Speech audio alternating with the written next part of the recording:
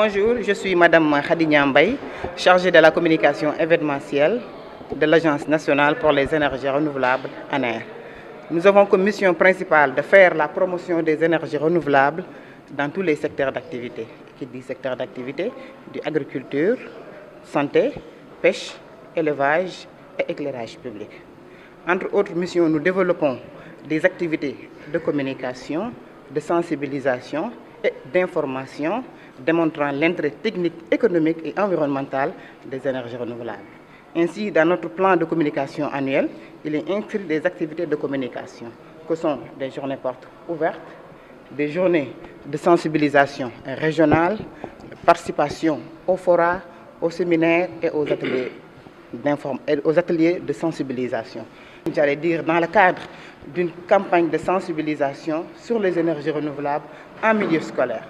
L'objectif de cette campagne est de faire connaître aux élèves dès leur bas âge ce que sont les énergies renouvelables, mais également les différents types d'énergies renouvelables qui existent.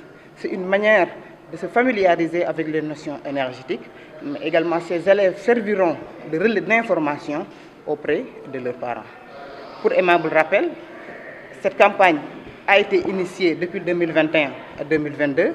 Nous avons sillonné le sud, c'est-à-dire Ziguinchor, Sédhiou et Kolda.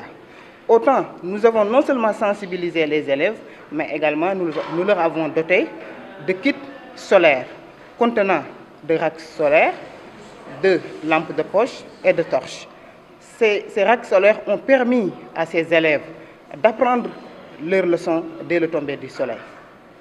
Mais cela a véritablement impacté sur les résultats scolaires, d'autant plus que, quelques temps après, nous avons eu des retours positifs.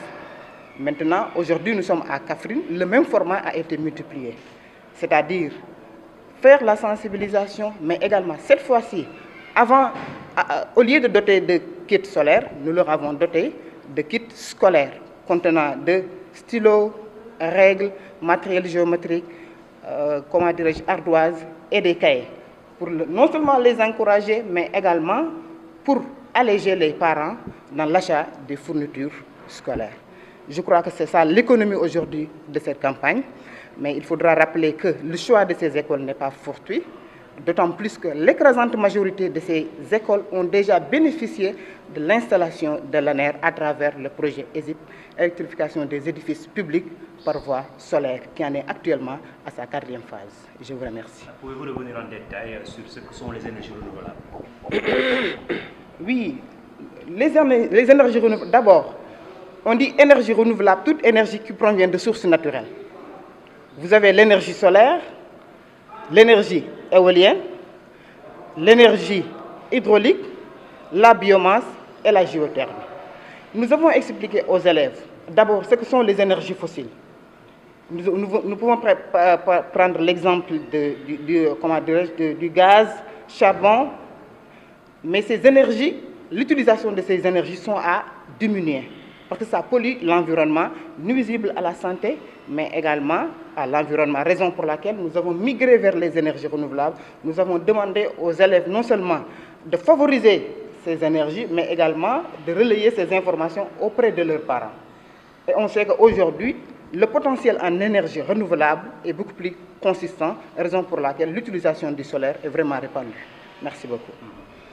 Souhaite la bienvenue à la mission au nom de l'inspecteur d'académie absent pour des raisons professionnelles. Et c'est une mission, comme ils l'ont dit, qui sillonne les circonscriptions de l'académie pour sensibiliser les élèves sur les énergies renouvelables.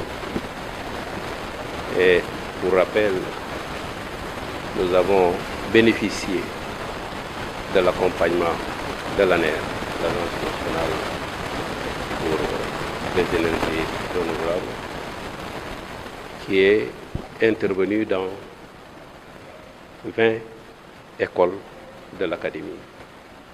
Nous en avons 4 à Birkelane, 6 à Kaffrine, 5 à Malémodar et 5 à Koungheul.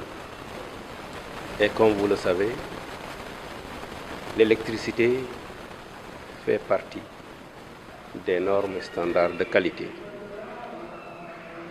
qui sont décrites au niveau